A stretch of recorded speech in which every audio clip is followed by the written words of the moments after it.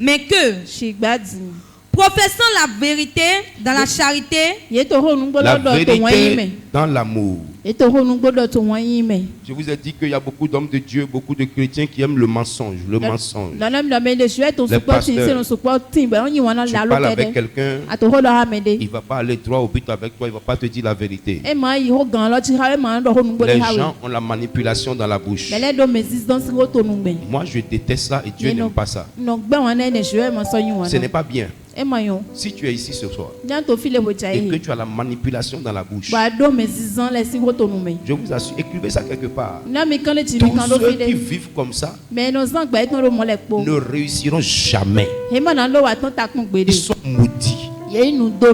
Dieu n'aime pas le mensonge. Découle du diable. Or le diable est fait pour l'enfer. Amen, non? Amen. Vous ne faites que mentir, transformer la vérité, maquiller la vérité, maquiller les paroles. Quelqu'un est sincère avec toi, mais toi tu fais double jeu avec lui et tu appelles ça de l'intelligence. Ce n'est pas de l'intelligence, c'est diabolique et Dieu n'est pas dedans. Quelqu'un est sincère, il parle avec toi, mais toi tu as d'autres intentions derrière et tu crois que tu es habile. Tu n'es pas habile, tu es une bille. Alléluia. Amen. Alléluia. Amen. La bile, on ne peut pas avaler la bile. La bile est amère. La bile de caïman, ça tue. Amen, non? Amen. Amen, non? Amen. Sortez du mensonge. Sortez de la manipulation. Tout ce que tu dis est maquillé. Que tu fais est maquillé. Et tu cherches honneur. Tu cherches approbation. Tu cherches les choses par lesquelles on va t'acclamer. On va te voir bien. Il n'y a pas un lendemain meilleur dans ça. Si quelqu'un a des oreilles qui m'entend, si tu n'écoutes pas ce que je dis aujourd'hui, écris ça dans ton agenda, même dans ton carnet. Le prophète a dit que si je vis comme ça, je vais échouer. Et tu vas échouer forcément. Quand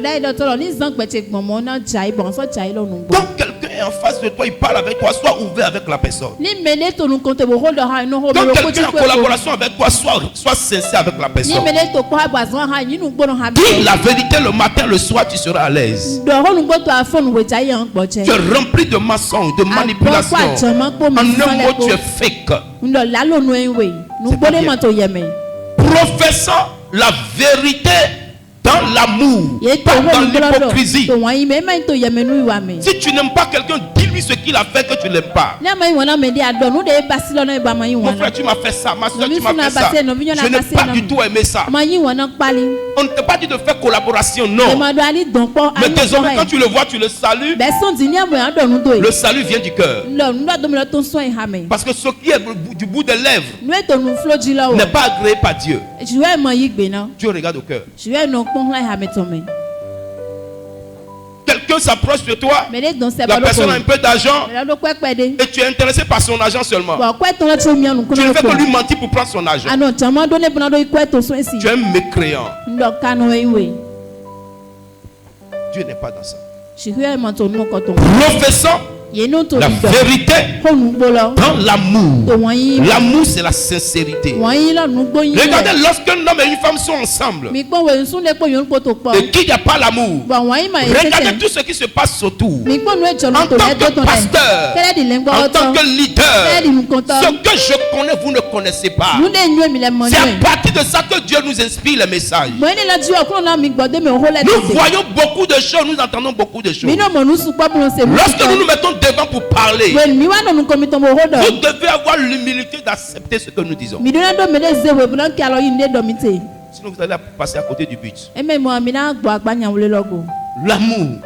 Quand je parle d'amour, je ne parle pas de fréquentation. Je vous dis une chose aujourd'hui. Vous allez remarquer, toute amitié dans l'église finit toujours dans la parole.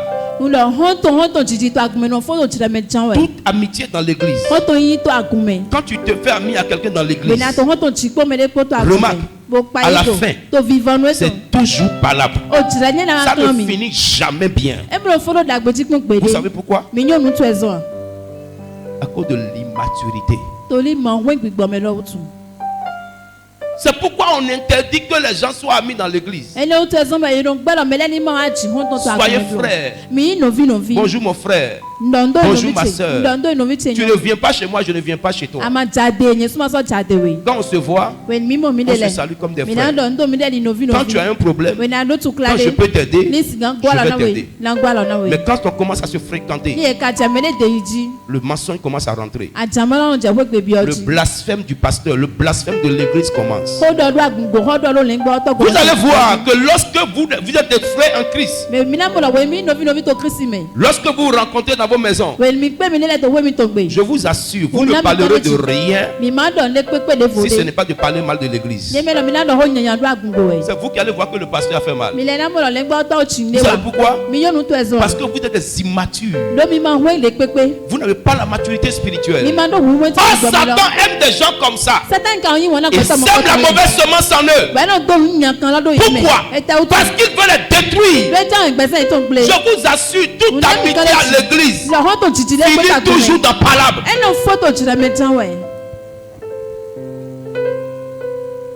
Professant la vérité dans l'amour. Les apôtres étaient restés ensemble avec les fidèles. Aujourd'hui, ce n'est pas possible. Même chez les blancs, c'est difficile. Pourquoi? Il y a des immatures qui créent des problèmes. Que Dieu éclaire chacun de nous. Allons-y. Nous croissions à tous égards. Nous croissions lorsque nous manifestons la vérité dans l'amour. Si vous voulez, comment est-ce qu'on peut grandir dans l'église? Lorsqu'on est enseigné à l'église, lorsqu'on reçoit des paroles de Dieu à l'église, comment est-ce que nous pouvons grandir?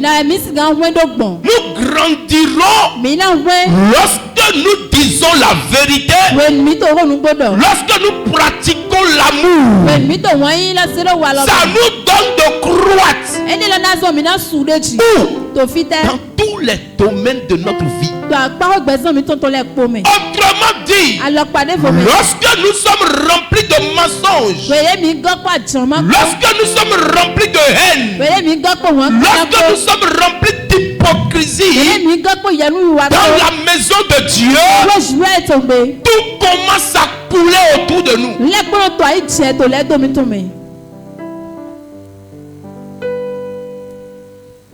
Nous pratiquons la vérité dans l'amour et nous grandissons dans notre travail, notre commerce, notre mariage et en tout. Cela ne veut pas dire que Dieu ne mettra pas des temps d'épreuve dans ta vie. Ça veut dire quoi? Toutes ces choses peuvent être pratiquées. Mais Dieu voudra jauger ta foi. Il te fera passer par le feu. Ça, c'est une particularité. Alléluia. Amen. Alléluia. Amen. Amen. Amen. Amen. Allons-y. Nous croissions à tous égards en celui qui est le chef, Christ. Donc le chrétien n'a pas autre endroit il va croître à part que ça soit l'église. Non, vous allez trop à l'église. Tous les jours à l'église. Chaque jour à l'église. Toutes les heures à l'église. Si tu les écoutes, tu vas sombrer. Parce que eux, chaque jour, ils sont chez les féticheurs. Je vous ai dit que je connais un homme. Il a dit que quand lui gagne 50 millions, le féticheur a 15 millions dedans.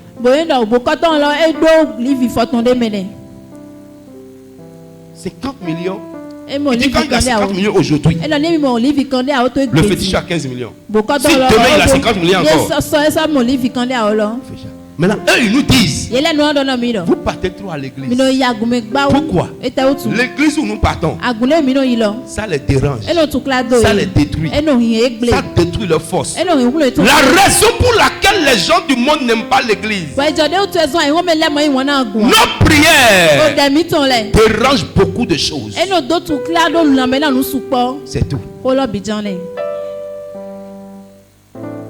Sinon, comment tu peux imaginer? Zangbeta, on dit que c'est pas l'homme. La case se renverse. Et l'homme est nu devant tout le monde. Ça, si c'est pas sorcellerie, c'est quoi? Un homme qui est normal va ouvrir son anus devant tout le monde. Son truc est renversé. 10 janvier. C'est renversé. Et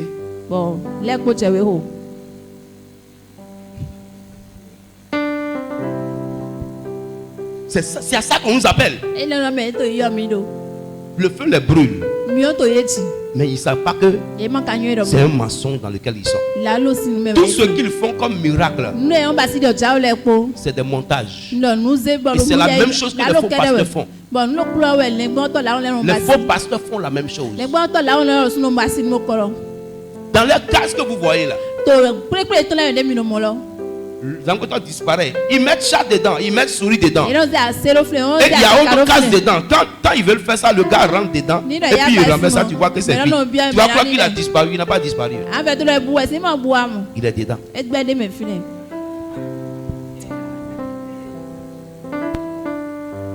Et c'est ça que les gens aiment. C'est ça. Maintenant, s'ils ont le pouvoir, pourquoi le feu les brûle? Pourquoi ils sont humiliés? Frère, moi je vous ai dit ici, il n'y a pas de fétiche dans ce pays. Ils sont désamossés.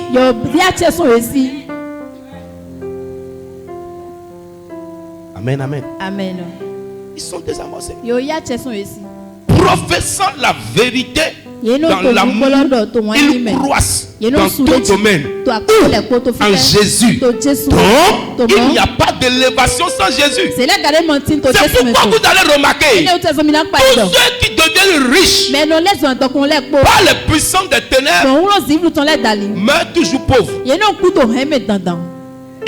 La richesse finit. Vous allez remarquer une chose. Quand quelqu'un n'a pas encore 33 ans,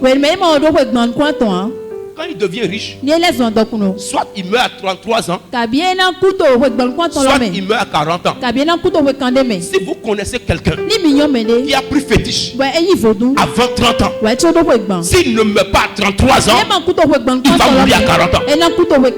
Pourquoi?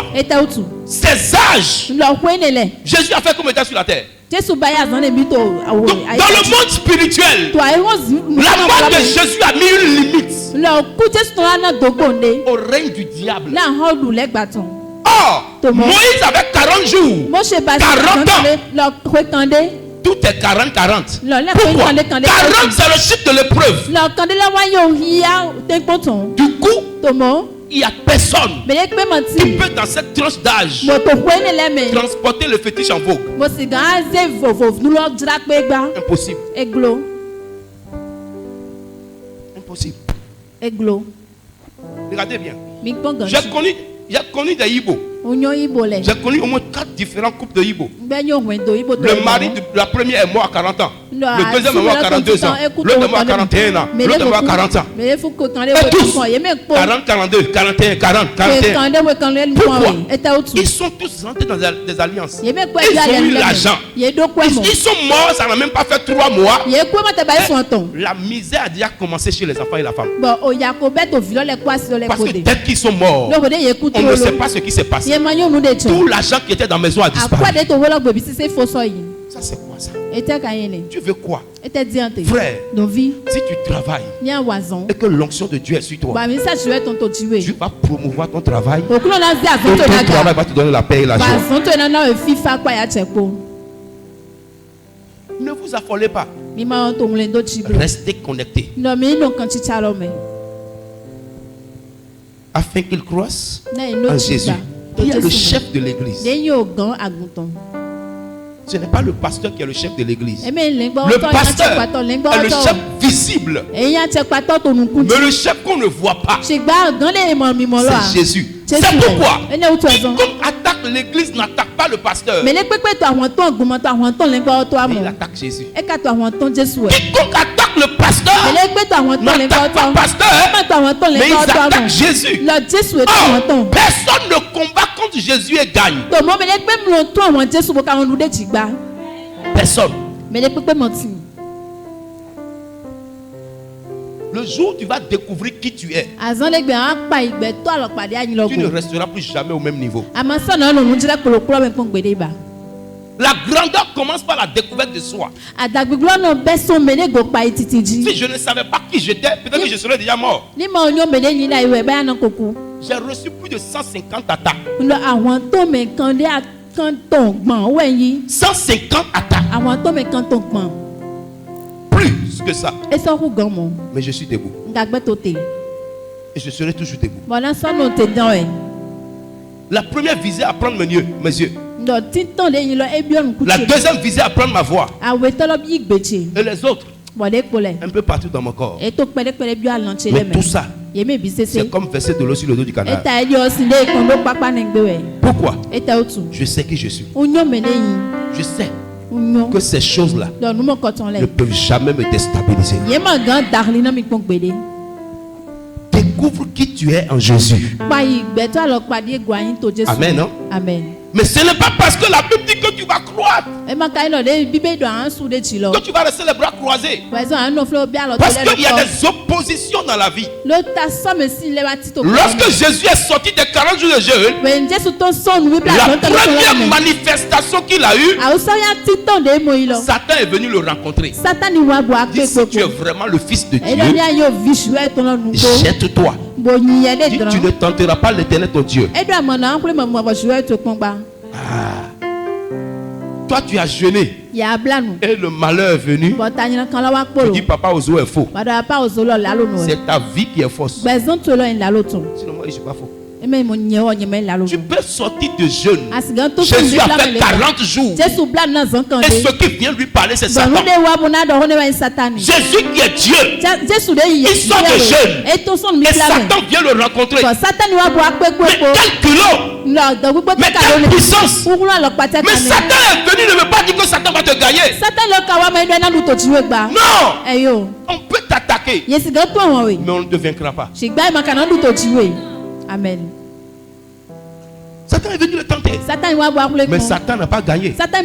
C'est des signes pour voir. Est-ce que ton jeûne a marché? Est-ce que ton jeûne a transporté l'onction? Puisque tu es sorti de jeûne de 3 jours, 3 jours secs, le malheur qui est venu là, le malheur est venu voir quelle onction tu as pris pendant le jour de jeûne. C'est tout. Tu dois rester debout. Il est écrit, on m'a donné le pouvoir sur toi de marcher sur les serpents et sur les scorpions et sur toute la puissance du diable. Et rien ne peut me nuire. Il va dire, faut passer. C'est à ça que Dieu t'appelle. Tu dois démontrer l'onction. Tu dois démontrer la puissance. Satan doit remarquer que tu as changé de niveau.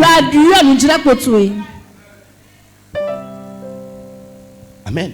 Amen. Ça doit changer. Les ennemis de la croissance. Cette parole est libérée. Retiens-la. Éphésiens 4:15. La vérité, l'amour, la croissance en Jésus. Pas ailleurs. Je prie pour quelqu'un ce soir. Que Dieu mette la vérité dans ta bouche. Ton amen est faible. Que Dieu te donne l'amour du prochain. Que tu commences à grandir. Mais ne quitte pas le Seigneur. N'abandonne pas Jésus. Parce qu'il est ton chef. Au nom de les ennemis de la croissance. Premier ennemi, c'est le sommeil. Le sommeil, c'est un assoupissement naturel de nos sens. C'est un assoupissement naturel de nos sens. Ça veut dire quoi? Lorsque nous dormons, tous nos sens sont au repos. Quand quelqu'un dort profondément, quand on parle, il n'entend pas. Quand quelqu'un dort, il ne voit pas. Quand quelqu'un dort, on peut même le toucher, il ne se réveille pas.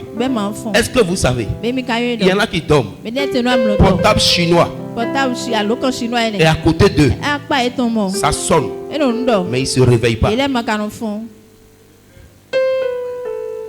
en temps normal, lorsque le chrétien dort, ses yeux physiques sont fermés, ses oreilles spirituelles sont fermées, sa bouche est fermée. Mais spirituellement, il voit tout, il entend tout et il parle.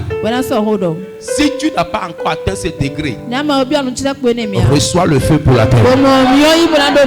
Je reçois au nom de Jésus. Donc si tu es ici, portable chinois sort, tu ne réveilles pas. Ça veut dire que tu es déjà mort. Tu as besoin de te réveiller. Il ne faut pas voir quelqu'un d'autre. C'est un assoupissement provisoire de nos sens. Naturel. C'est naturel. Alléluia. Amen. Alléluia. Amen. Amen. Hein? Amen. Qui me suit? Sommeil. C'est un assoupissement de nos sens. C'est un assoupissement c'est naturel. Le fait de dormir, ce n'est pas une attaque. C'est tout à fait normal. Et ce n'est pas parce que le sommeil est un assoupissement naturel que tu vas passer ton temps à dormir. Non. Non. La nuit, toi qui viens de commencer la foi, toi qui es dans l'église, la nuit n'est pas faite pour dormir. Je vous assure que si j'avais dormi comme ça, je ne serais pas ici. Impossible. Impossible. La nuit est faite pour prier. Et les meilleurs moments de prière sont la nuit.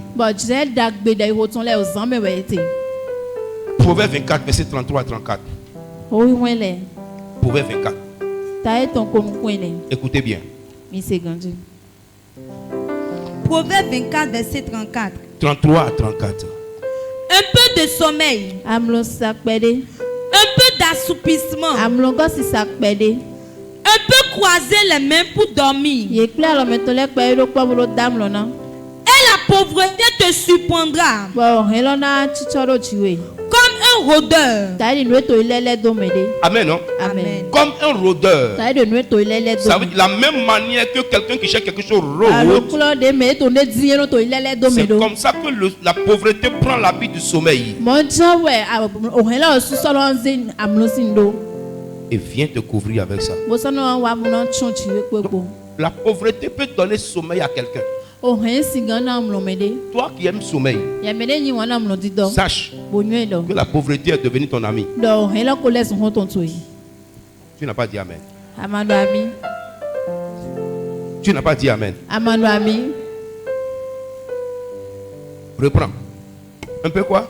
Un peu de sommeil. Un peu seulement, c'est pas beaucoup. Un peu. Non, je veux dormir 5 minutes seulement. Tu peux dormir 5 minutes et affecter ton âme. Tu peux dormir 5 minutes. Il y a quelqu'un qui me dit qu'elle dort 20 minutes seulement et puis c'est fini, c'est réglé. Ça suffit aussi pour que Satan te gagne. Un peu quoi? Un peu de sommeil. Un peu seulement. Est-ce qu'on ne boit pas un peu d'eau? On ne boit pas un peu de café. Mais pourquoi on ne peut pas prendre un peu de sommeil? On ne dort pas à tout moment. Tu n'as pas dit Amen. Chrétien, tu dois te réveiller. Un peu de sommeil, un peu d'assoupissement. Oh, le sommeil est un assoupissement naturel de nos sens. Donc, l'assouplissement ici, c'est la dimension spirituelle du sommeil. C'est la dimension spirituelle du sommeil. Donc, lorsque je dors, et que le sommeil n'est pas dans son contexte, la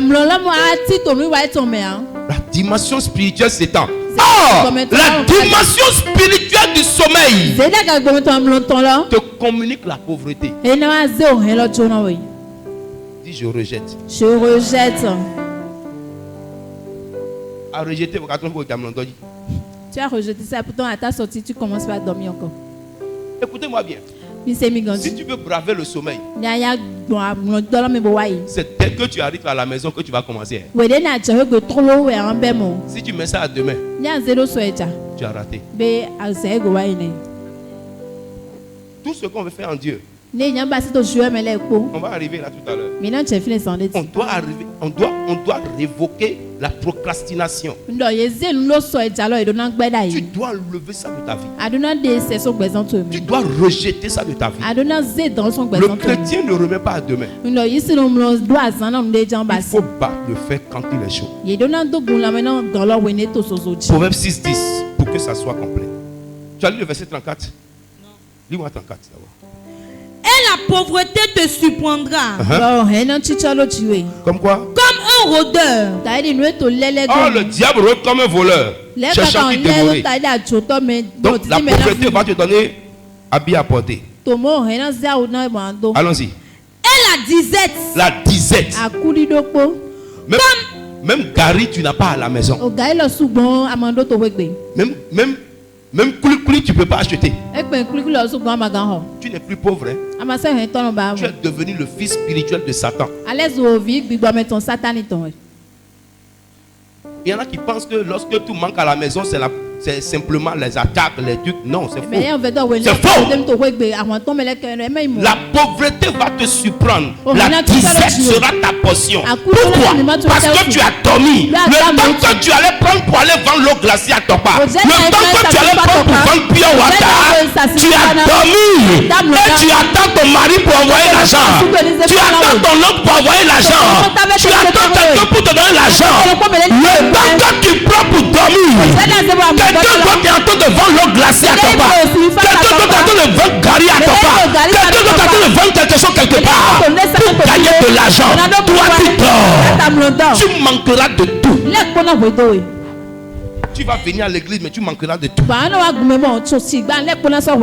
Le pasteur ne me donne rien. C'est lui qui est ton fournisseur.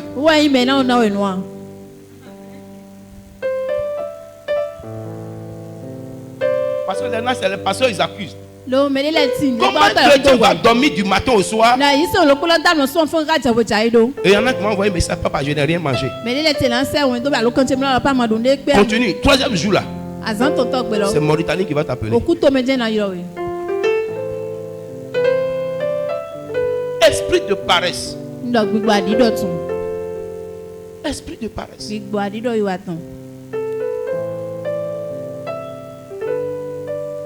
Dis, je suis réveillé. Je suis réveillé. Il y a un jeune homme qui vendait des papiers, des lotus dans les feux. Lotus. Amen, non? Amen. Il y a un Indien qui est venu. Il lui a demandé, qu'est-ce que tu fais? Parce qu'il voulait vendre le truc au gars, le gars n'a pas acheté, il demande l'argent pour manger. Le gars lui a donné un colis. Le lendemain, il dit vends ça. Si je reviens, je vais prendre l'argent pour t'acheter d'autres. Avant que le gars ne revienne, il a tout vendu. Quand le gars est venu, il a amené le double. Quand le gars est parti, le gars est revenu, il a tout vendu. La troisième fois, le gars l'a amené dans une boutique. Il dit maintenant, tu vas envoyer des gens vendre pour toi. Mais toi, tu vas gérer la boutique. Le chrétien attend miracle à la maison. Seigneur, je veux un miracle. Un miracle. Un miracle. C'est là où tu pries dans ta bouche te tord. Et même Gary, même tu ne trouves pas pour boire. Tu vas dire que le Dieu est contre toi. Que le pasteur n'a pas onction. Si toi tu avais onction, pourquoi ça n'a pas produit le miracle?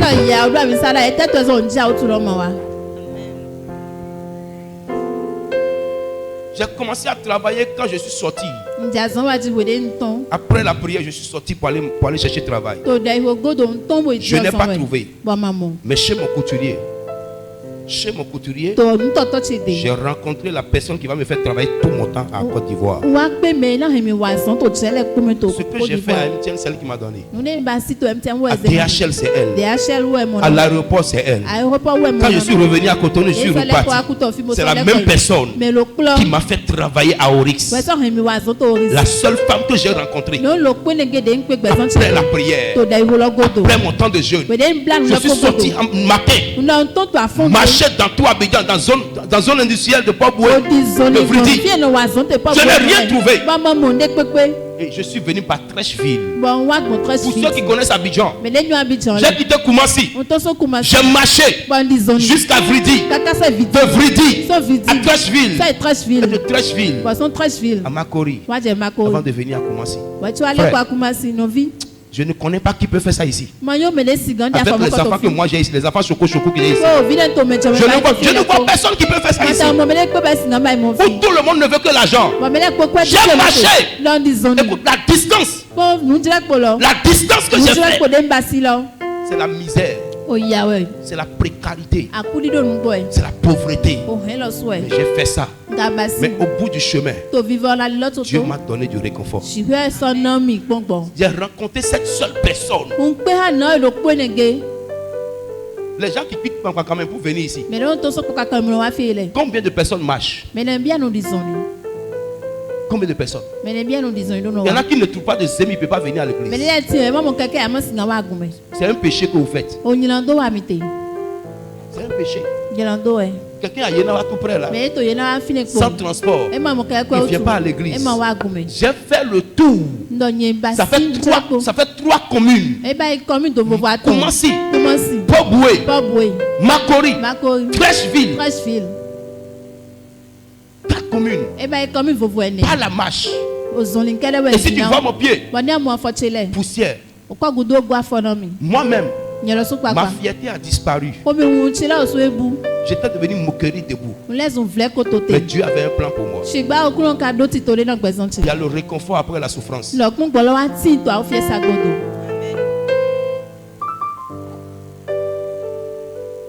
La vie, c'est les étapes. La vie d'aujourd'hui, tu dois bien la préparer pour que demain, tu sois fier. Écoute-moi bien. Dieu peut mettre quelque chose en toi sans que je ne sois au courant. Ce n'est pas pour ça que je vais t'humilier. C'est pourquoi je n'humilie personne. Mais je n'aime pas qu'on marche sur ma tête. Tu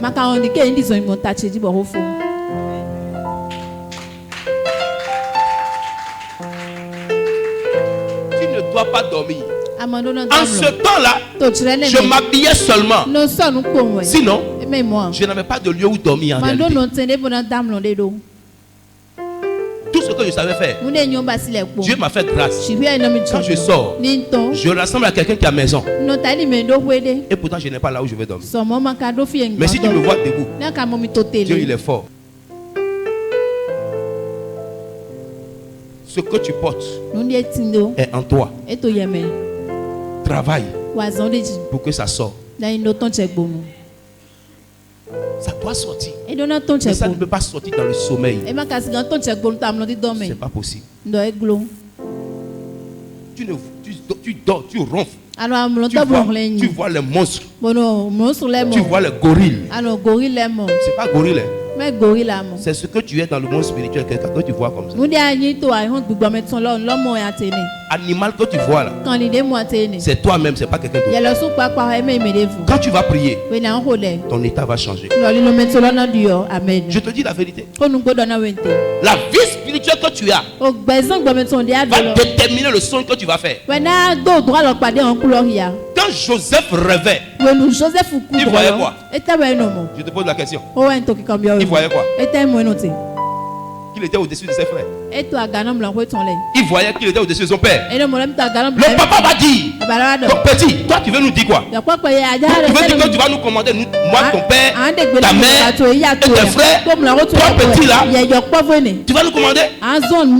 Joseph ne répondait pas. Est-ce que c'est arrivé, oui ou non? Depuis que toi tu rêves, tu as vu quoi? J'ai vu ma grand-mère qui est décédée. J'ai vu mon grand-père qui est décédé. J'ai vu mon oncle. J'ai vu quelqu'un. J'ai vu quelqu'un. Que ton rêve change à partir de maintenant. Je dis que ton rêve change. Commence à voir ta grandeur. Commence à voir là où Dieu veut t'amener. Commence à voir ton élévation. Commence à voir ta bénédiction. Commence à voir ta succès au nom de Jésus. Dis je reçois, cela se manifeste. Alléluia. Amen. Quand Daniel faisait le rêve, il a vu la chute de Babylone. Parce que Dieu voulait le lever. Tu dois voir la chute des ennemis. Tu ne vois que ta propre chute. Ça veut dire quoi tout ça? Tu n'as pas de vie de prière. C'est comme je vous dis ce soir. Il y a la prière qui vient du cœur. Et il y a la prière qui sort de la bouche. Deux choses différentes. La prière vient du cœur. Le feu se manifeste. C'est pourquoi les efforts que d'autres personnes font pour affronter le diable, je ne le fais pas. Parce que ma puissance est dans mon cœur. Tout est ici pour moi. C'est naturel. C'est naturel. Si j'affronte Satan, je n'ai pas besoin d'aller faire Alléluia. Alléluia. Quand tu chantes, on peut te charger par terre. On se voit en même temps, ça commence en même temps. En même temps. Si je ne faisais pas ça, en pleine prédication dans la rue, je peux tomber. Avant là, Tokpa, je suis allé à Tokpa. Je prêchais. On dit blague, à un moment donné, j'ai bloqué mes deux jambes comme ça. Parce que si je fais ça, ça va sortir. Il y a longtemps, je suis dans la rue. La dame était derrière moi. Si je fais erreur, ce qui allait sortir là, ça peut faire 5 litres d'eau. Ça ne va pas sortir et puis je vais cacher. Les portables vont prendre ça, ils vont mettre ça sur le réseau social. Le pasteur a chié sur lui à Tokpa. Mais Dieu n'a pas permis ça. Je suis resté debout.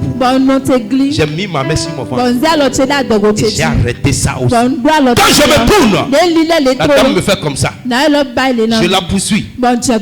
Elle a fui pour partir. Si j'avais chié là, et ce jour-là, au lieu de chercher WC là, je suis resté comme ça jusqu'à venir à la maison. On appelle ça la puissance. On n'achète pas ça. On reçoit. Alléluia. Amen. Ne dors pas. Et dans ce temps-là, je ne dormais pas bien. Je n'avais pas de bonnes conditions. Quand les choses se gâtent pour toi, ça devient un temps de prière. Quand tu vis bien, et un jour, les problèmes commencent.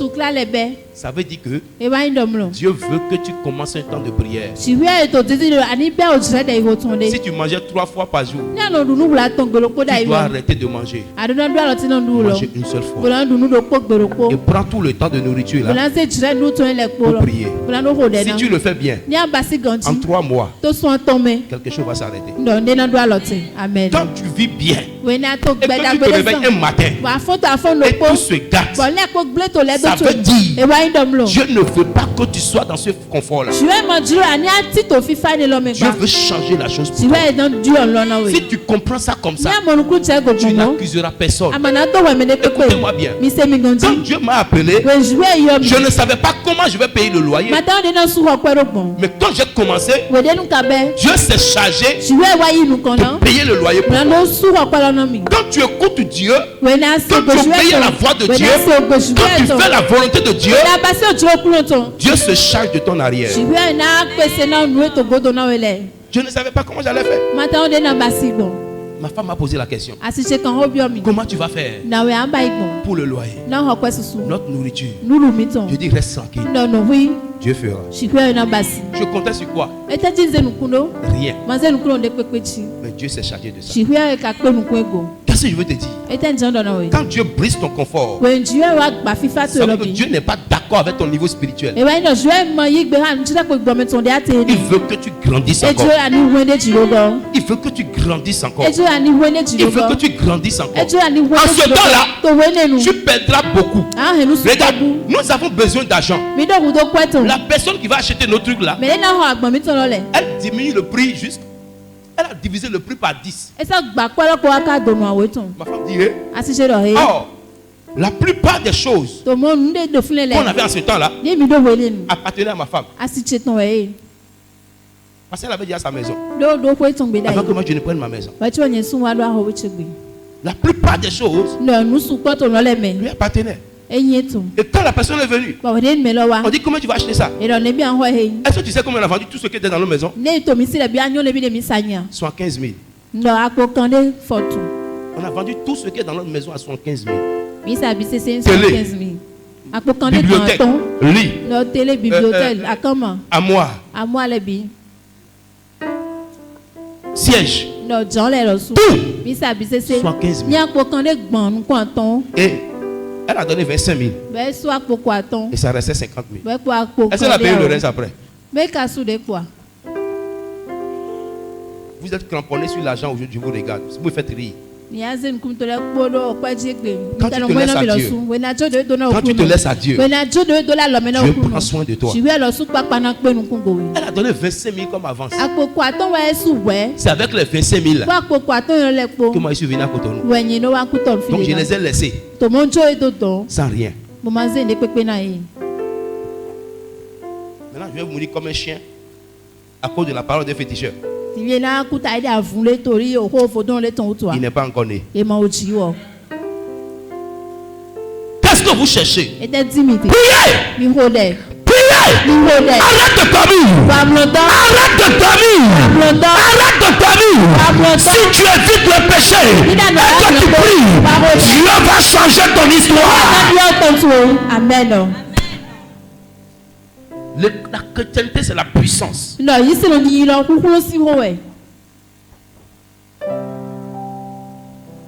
C'est la puissance. Les 25 000 là. J'ai payé le ticket. Frais de route.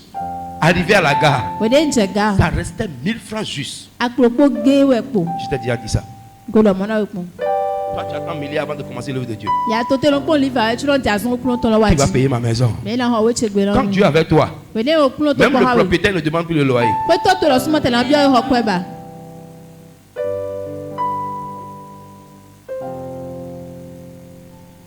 Quand Dieu est avec toi, tu peux te voir, il va te départir avec ça. Mais cette foi n'existe plus parmi la jeunesse aujourd'hui. Les jeunes n'ont pas cette foi aujourd'hui. Même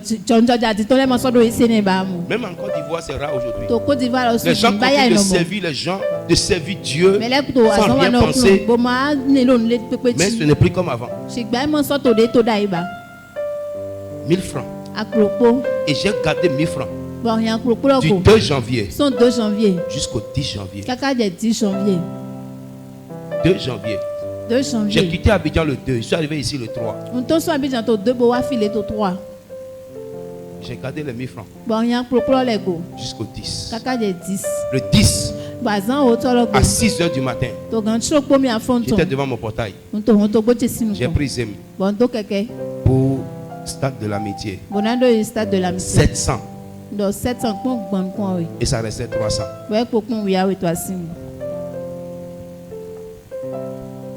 Si j'échoue dans mon ministère, c'est que moi-même je suis maudit même.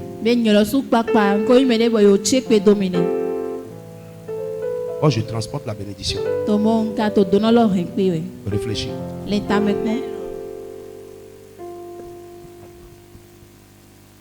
Dis à quelqu'un, ne dors plus.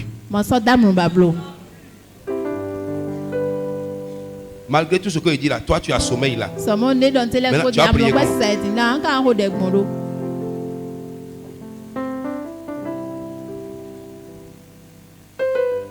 Ne dors plus. Alléluia. Amen. Proverbe 6:10. Proverbe 6, verset 10. Un peu de sommeil, un peu d'assoupissement, un peu croiser les mains pour dormir. Il y en a qui sont forts dans ça. Hein? Croiser les mains pour dormir là. Tu vas croire qu'il réfléchit. Oh, il est déjà de l'autre côté. Ça c'est doctorat de sommeil, doctorat. Tu es maudit simplement, c'est tout. Il n'y a pas autre chose. Si personne ne peut te dire ça, moi il te dit que tu es maudit. Ta vie ne peut pas réussir comme ça. Doctorat. PhD en sommeil. Un peu quoi? Un peu de sommeil. Un peu d'assoupissement. Est-ce que vous savez qu'il y a des gens qui dorment debout? Vous savez ça?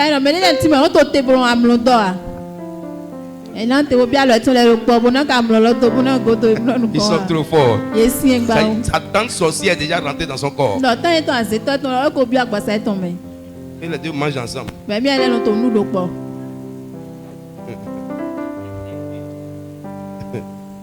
Alléluia.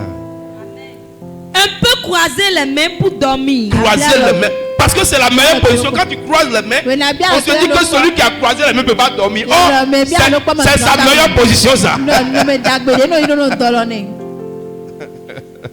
Allons-y. Et la pauvreté te surprendra. La pauvreté te surprendra. Comme un rôdeur. Comme un rôdeur. Et la disette. Comme un homme en âme. Proverbe chapitre 13 verset 4.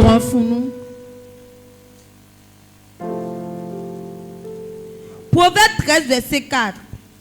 L'âme du paresseux a des désirs qui ne peut satisfaire. Ça veut dire quoi? Si tu veux découvrir un paresseux, écoute-le.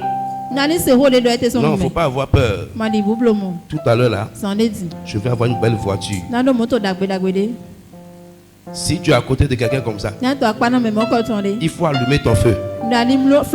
Allume ton feu. Allume ton feu. S'il dit voiture, il dit maison. Mais ici, payaïa. Sors de ma vie. L'âme du paresseux à quoi? Un des désirs qui ne peut satisfaire. Mais l'âme des hommes diligents sera rassasiée. La Bible est claire. La Bible est claire. Les paresseux, ils ne font que rêver. N'aie pas peur. N'aie pas peur. Tout va changer dans peu de temps. Je vais acheter une belle voiture. Tu vas rester là. Avion. On va acheter ça dans peu de temps. De toute façon, les paresseux ont la bouche mielleuse. Si tu ne le chiffres pas sur ta bouche, il va te tuer debout. Tu vas rêver jusqu'à ta mort. Si tu vas au cimetière, il y a des choses comme ça là-bas. Je n'ai rien fait après ton mort. Je n'ai rien acheté avant ma mort. Je voulais construire une maison. Je voulais acheter un avion. Je voulais acheter une belle voiture. C'est parce que tu n'as pas des oreilles spirituelles. Sinon, quand tu rentres au cimetière, tu entends toutes sortes de choses. L'âme du diligent rassasié. Pourquoi? Quand il parle, ça s'accomplit. Quand il parle, ça s'accomplit. Quand il parle, ça s'accomplit. Au nom de Jésus, que ta bouche parle et que cela s'accomplisse.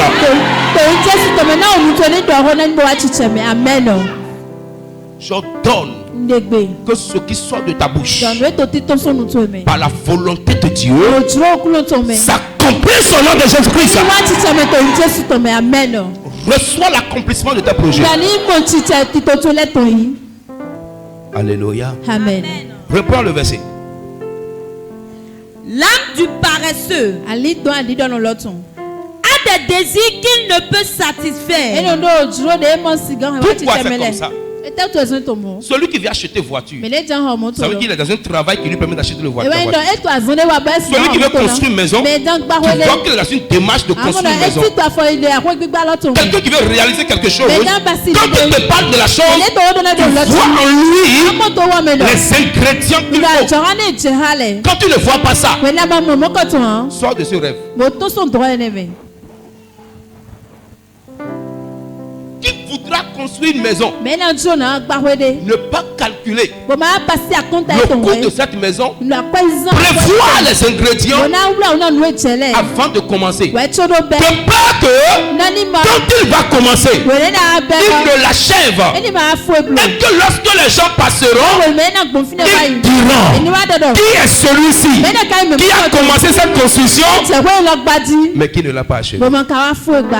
Ce que tu vas commencer en 2024, achève-le. Tu n'as pas compris. Je dis achève-le.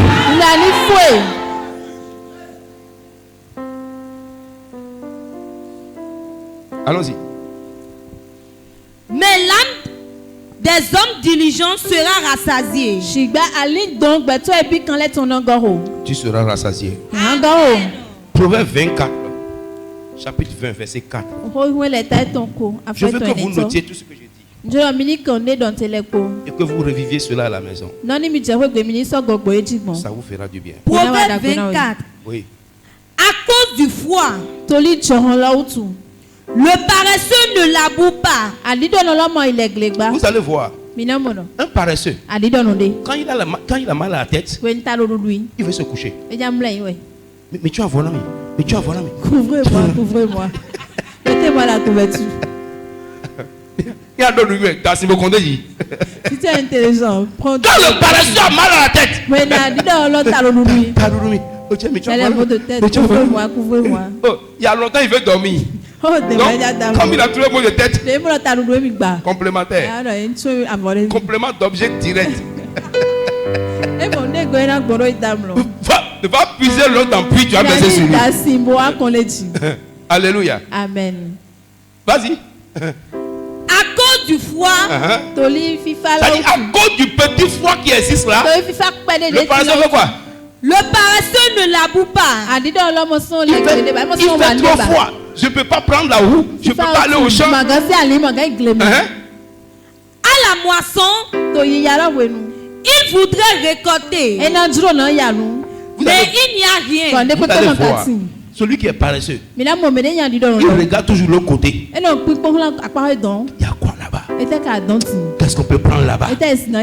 Pourquoi toi-même tu ne produis pas ce que tu cherches là-bas? Ce que tu cherches là-bas, là, pourquoi toi-même tu ne produis pas ça? Lève-toi, travaille. Si tu es ouais, si la main de Dieu est sur toi, ça va donner un bon résultat.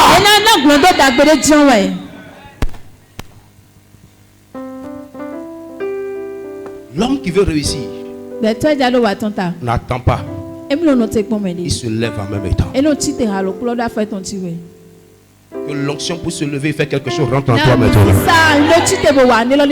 Et que tout ce que tu fais te donne de bons résultats. Tu n'as pas dit bien amen. Je vais vous dire une révélation. Beaucoup de chrétiens sont dans les activités dans lesquelles ils sont. et viennent se plaindre à l'église que telle personne ne les aime pas, le pasteur ne les aime pas. L'hôtel sur lequel je suis arrêté est témoin. 99% des chrétiens sont des paresseux dans les lieux de travail. C'est des menteurs, c'est des tricheurs. Ils ne font rien de bon. C'est eux qui ont les mauvaises réputations. Et ils s'appuient sur le fait que non, c'est parce que je suis chrétien. Je vous dis que c'est faux. Les chrétiens sont mauvais, c'est des paresseux. Là où ils travaillent, ils mettent la prière devant et font mal. Et on a une mauvaise image d'eux.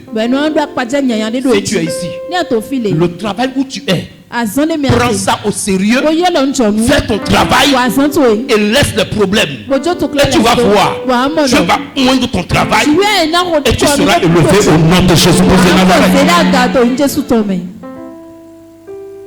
J'ai déjà eu l'occasion d'aller dans les lieux de travail de plusieurs chrétiens. Mais ce que j'ai vu là-bas, ce que j'ai entendu là-bas, ça fait honte. Est-ce qu'on t'a envoyé pour aller faire démon dans le travail? On t'a pas dit d'aller délivrer les gens au travail. Va faire ton travail, tu vas foutre le camp là-bas. Si le patron est possédé, ce n'est pas ton problème. Pharaon était le diable représenté sur la terre. Mais Joseph a travaillé avec lui. Est-ce qu'on l'a renvoyé? N'importe quoi. Non, mon patron est ceci. Il peut être franc-maçon. Si tu es vrai chrétien, il ne peut jamais te toucher. Il ne peut jamais te sacrifier. Tu ne serviras jamais de rituel. Tu t'en fous de ce qui se passe. Fais ton travail et dégage. Ne tombe pas sur son au travail. Non, hein. Le lieu de travail n'est pas église. Il ne faut pas lui donner prophétie là-bas. Si tu vas au travail, fais ton travail. Si quelqu'un reconnaît que tu es chrétien, à l'heure de pause, mets-le de côté, enseigne-le, prie pour lui, s'il veut de toi. S'il ne veut pas, bastard. Mais tu t'arrêtes pour dire vous tous venez des sorciers ici. C'est toi qui es sorcier. C'est toi qui es le premier sorcier. Il t'a demandé quelque chose. Va au travail. Moi, partout où j'ai travaillé, j'ai imposé la prière. MTN, DHL, Aviation, ou encore Oris. J'ai imposé la prière partout. Et la preuve, c'est Oris que j'ai démissionné. Vous venez ici. Mon patron de Oris, quand j'habitais ici, il est venu nous rendre visite. Et il nous donne des cadeaux d'Oris. S'il était un mauvais monsieur, est-ce qu'il va me chercher? J'ai imposé la prière. Les blancs, les propriétaires d'Oris sont venus. On est monté sur le quai ensemble pour faire réunion. Je vous assure, j'ai arrêté la réunion. J'ai dit, ici là, on prie avant de faire les réunions. Les blancs se regardent. Ils se regardent. On regarde le DG. Le DG regarde le chef centre. Il dit quoi? Le chef lui dit, ah, c'est comme ça il fait. Hein. Ici là. Il prie d'abord avant qu'on ne fasse la réunion. Ils se sont regardés. Ils ont baissé la tête. Pourquoi? C'est des francs-maçons, c'est des rosicruciens. Ils ne supportent pas. S'ils refusent, on saura qui ils sont. Ils ont pris du temps. Bon. J'espère que ça ne tue pas. Hein. Je dis non. Ça ne fait même pas 5 minutes. Je dis Seigneur, au nom de Jésus, ici là, le gaz explose, les gens meurent, mais nous, on ne veut pas mourir. C'est pourquoi on te confie toutes choses. Prends le contrôle. Quand je finis, le patron me regarde. Il dit ouais. Donc c'est comme ça il fait tous les jours. On dit oui. Il dit félicitations. Je n'ai jamais agacé quelqu'un. Parce que quand j'ouvre la bouche pour parler, l'onction accompagne. Depuis longtemps. Toi, tu racontes des conneries et tu veux que les gens t'écoutent. Ce que tu dis n'a pas de sens. Qui va t'écouter? Ici, là, c'est des sorciers seulement. Oh, j'ai vu un démon qui est passé ici. J'ai vu un démon qui est sorti de toi là-bas. Arrête ton affaire de démon Toi, même si tu n'es pas démon, tu peux pas avoir démon. Laissez ces gens de problèmes. Là où tu travailles, impose-toi. Par l'onction. Même si tu ne parles pas, on va te respecter. Pourquoi? Tu dégages quelque chose. Reçois l'onction au nom de Jésus. Amen, amen. Amen. On va voir la dernière chose, la deuxième chose. Et on va s'arrêter là. La procrastination ou la programmation. Amen, non? Amen. J'ai parlé du sommeil, qui est un assouplissement naturel de nos sens. Alléluia. Amen. Il y a 5 sens, non? Ou bien 6, c'est 5, non?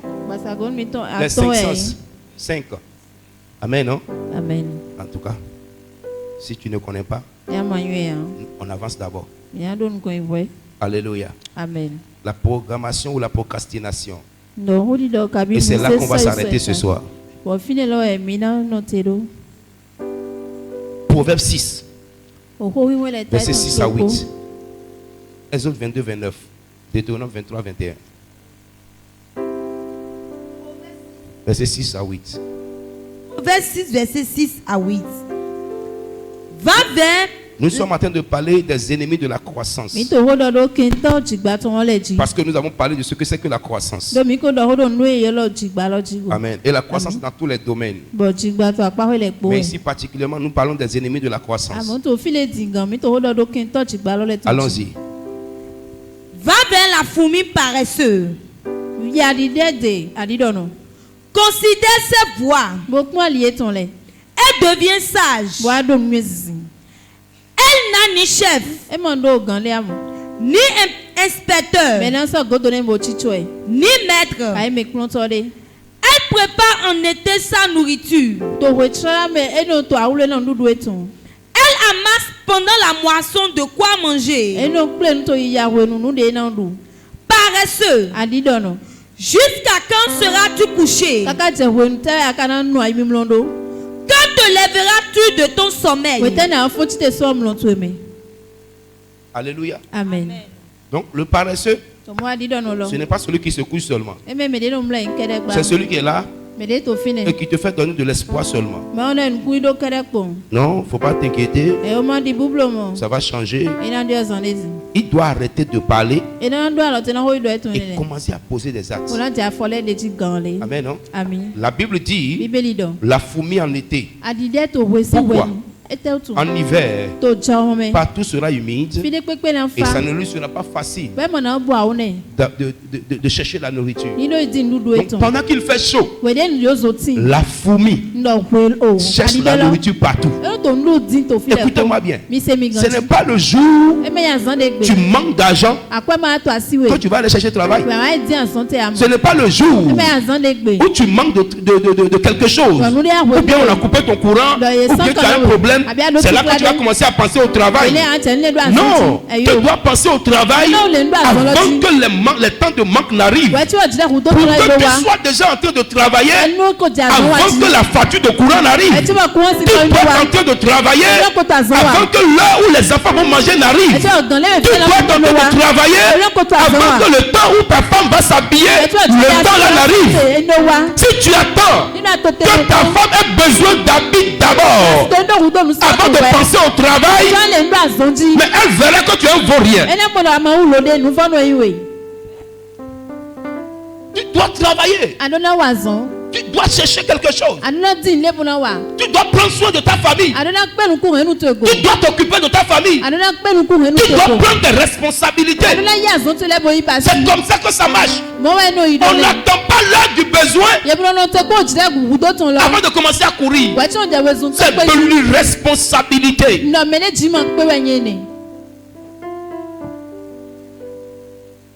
Lève-toi pendant qu'il est temps. Va chercher. Cherchez. Vous trouverez. Frappez. On va vous ouvrir. Si quelqu'un cherche, il va trouver. Amen, amen. Amen. Amen, amen. Amen. Dis à quelqu'un, lève-toi maintenant. La fourmi n'attend pas. Elle amasse. Et quand il a faim, il y en a là. Elle prend, elle mange. Je vais vous poser une question. Comment vous allez vous sentir un matin, vers 11h, quand ton enfant vient vers toi pour dire papa, j'ai très faim. Pendant ce temps, tu n'as rien dans la maison. Il n'y a rien dans ta poche. Comment tu vas te sentir?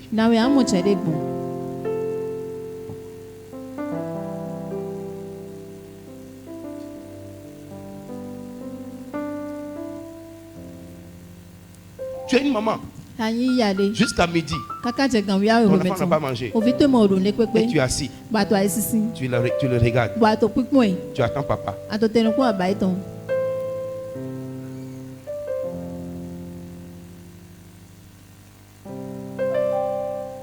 Toi et ton mari, vous êtes des criminels. Vous êtes deux criminels associés. On doit vous mettre en prison. C'est de l'irresponsabilité. Incapacité notoire. En France, on te met en prison. Et puis on t'enrache ton enfant. En Amérique, tu ne vas plus jamais voir l'enfant dans ta vie. On fera de sorte que tu ne verras jamais l'enfant jusqu'à ta fin de vie. On prend l'enfant, on peut l'envoyer en Norvège. On peut l'envoyer dans un autre pays. Loin de toi. Là, quand tu vas réfléchir, tu sauras. Quand on met un enfant au monde, on nourrit l'enfant. C'est pourquoi je regarde ceux qui veulent faire beaucoup d'enfants pendant qu'ils n'ont pas les moyens.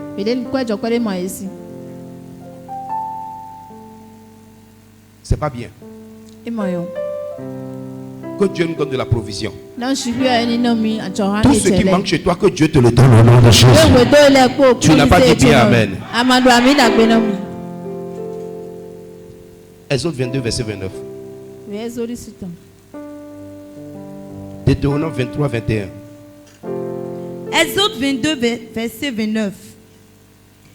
Tu ne diffères point de m'offrir les prémices de ta moisson.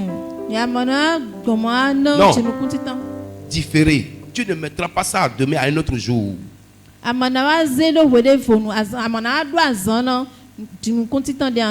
Les prémices de Dieu, la dîme que tu dois donner, les offrandes que tu dois donner, les choses que tu dois donner à Dieu, tu n'as pas le droit de remettre ça à un autre jour. Reprends, sinon ils vont dire que c'est moi je parle. Tu ne différeras point de m'offrir les prémices de ta moisson. Ça veut dire que lorsque tu fais ta moisson, la moisson c'est celui qui va au champ, il a semé, et le temps de la moisson il allait prendre ce qu'il a semé. Donc celui qui est allé au marché, tu es allé au marché, tu es venu, tu es parti vendre. Quand tu reviens, l'argent de Dieu là, tu ne diras pas que c'est après que tu vas donner. Non. C'est un péché. C'est une erreur. La Bible dit que tu ne dois pas différer ça. Ne mets pas ça à demain. Ne mets pas ça pour après. Pourquoi? Vous allez voir. Le jour où vous mettez la dîme du côté, que vous dites que après je vais donner, vous bouffez la dîme. L'offrande que tu veux donner là, si tu veux, il faut faire l'expérience. Quand tu mets la dîme de côté, il y a quelque chose qui menace la dîme. Quand tu mets de l'argent de côté pour donner à l'église, quelque chose menace ça. Pourquoi? Parce que Satan ne veut pas que tu l'accomplisses. Quand l'heure de la dîme sonne, quand l'heure des prémices sonne, les prémices, ça veut dire que le premier jour, la première récolte de l'année, ça ne t'appartient pas. Quand on rentre en janvier, normalement, je ne parle pas trop de ça. Parce que je ne voudrais pas qu'on me donne un nom que je n'ai pas. Quand tu rentres dans une nouvelle année, ce que tu gagnes en premier ne t'appartient pas. Ça appartient à Dieu. Mais à qui on va dire ça ici? Mais je te le dis ce soir. Tu ne dois pas différer ça. Pourquoi? Ça, c'est ton énergie. C'est la source de ta bénédiction. Tu ne dois pas différer cela. Vas-y. Tu me donneras le premier-né de tes fils. Alléluia. Amen. Allons-y. Tu me donneras aussi le premier-né de ta vache. Laissez le reste après. Ce que tu vends là. Ce que tu vends. Est-ce que ça a déjà servi dans cette église une fois?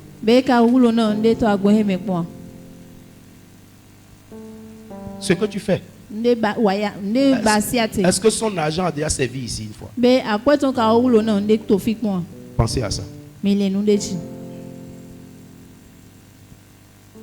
Lisez le texte après. Deutéronome 23, 21.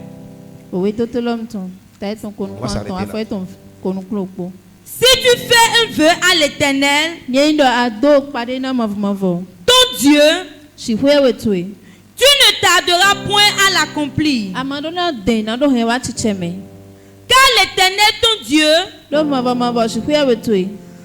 demanderait compte. Alléluia. Vas-y. Et tu te chargerais d'un péché. Amen. Amen. Quel vœu tu as fait? Et tu es en train de remettre ça. Tu as déjà trouvé l'argent plusieurs fois. Mais tu dis après.